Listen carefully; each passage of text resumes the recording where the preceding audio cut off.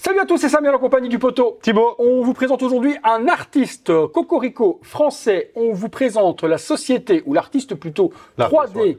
Il est tout seul, hein. 3D Studio, il est tout seul. Il travaille avec un peintre. On va expliquer les deux noms. Voilà. Le nom du studio, 3D Studio, et le peintre avec qui travaille, eh bien 3D Studio, il s'agit de Eternity Studio. On vous mettra forcément, comme d'habitude, dans la description de la vidéo, les liens Instagram des artistes, parce que si quelque chose vous intéresse à l'avenir, dans de la production, dans l'impression, dans la peinture, vous aurez du coup les adresses nickel pour pouvoir aller contacter ces deux artistes.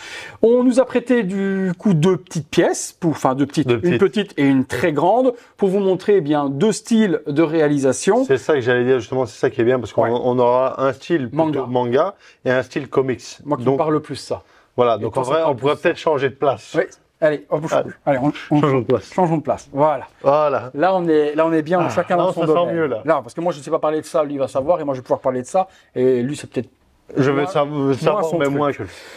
3D Studio, qu'est-ce qu'ils font? Eh bien, ils s'occupent de l'impression et de la peinture de vos désirs. Donc, si vous désirez aujourd'hui un fichier 3D que vous avez vu quelque part ou autre et que vous voulez que quelqu'un imprime ce fichier et se charge de vous le peindre également, vous aurez la bonne adresse pour pouvoir réaliser cela. Le fichier justement qui est ici, le Leonardo, je l'ai déjà vu, à savoir qu'il y a les 4 tortues qui existent.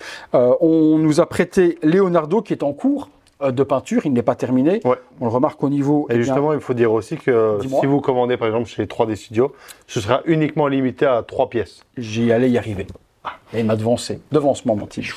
Toujours ultra limité, donc il n'y aura jamais 50 fois le même produit. Non. Il veut vraiment de l'exclusivité et que son client ait eh bien justement le plaisir d'avoir une pièce qui va être rare et réalisée, comme l'a dit Thib, maximum 3 exemplaires.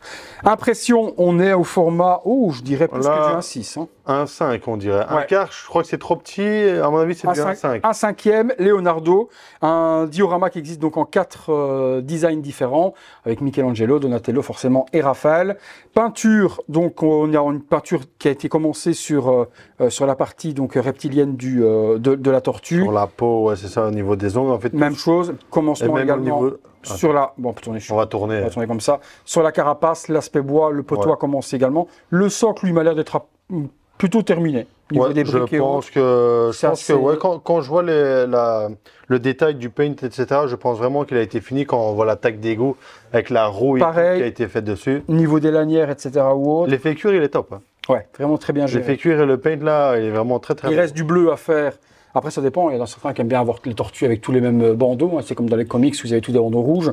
On peut le faire également. Ici, forcément, si vous aimez du bleu, c'est vous qui pouvez commissionner également ce que vous avez envie. Si vous voulez une tortue avec modèle plus comics d'origine, ou alors l'animé, vous choisirez comme vous avez envie. Une tortue style vraiment statue de pierre. Là, tu vois, toute grise comme ça. Quand tu vois comment c'est peint, c'est vrai que ce style-là, style pierre, pourrait vraiment bien donner. Ça peut donner ce genre-là. Donc la première, Leonardo qu'on voulait vous présenter. La deuxième, je te laisse toi m'en parler parce que moi je ne sais pas du tout qui c'est. La deuxième, donc là c'est un perso de l'univers du manga Jujutsu Kaisen. Donc ici le perso c'est le méchant, on va dire, principal de l'histoire, Sukuna. Vous voyez la taille du personnage. On est au 1/3. Ouais, là on a 1/3. Vous voyez, même là il a pensé à mettre des plugs avec des aimants, etc. Donc comme il a dit, c'est du 1/3.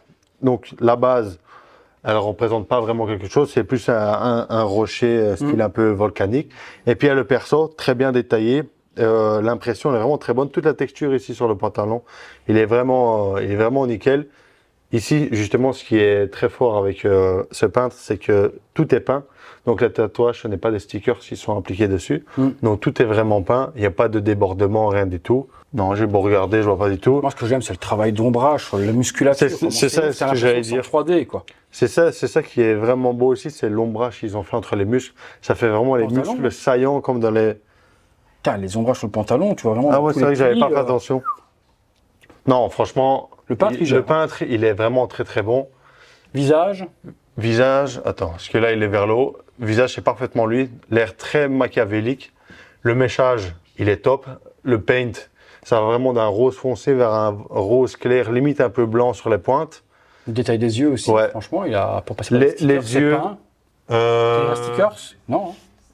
Non, pour moi, le sculpte est en relief pour la pupille. En fait, tout est peint, à part la pupille, qui est, je pense, un sticker parce qu'il est brillant par rapport au reste. Il est verni.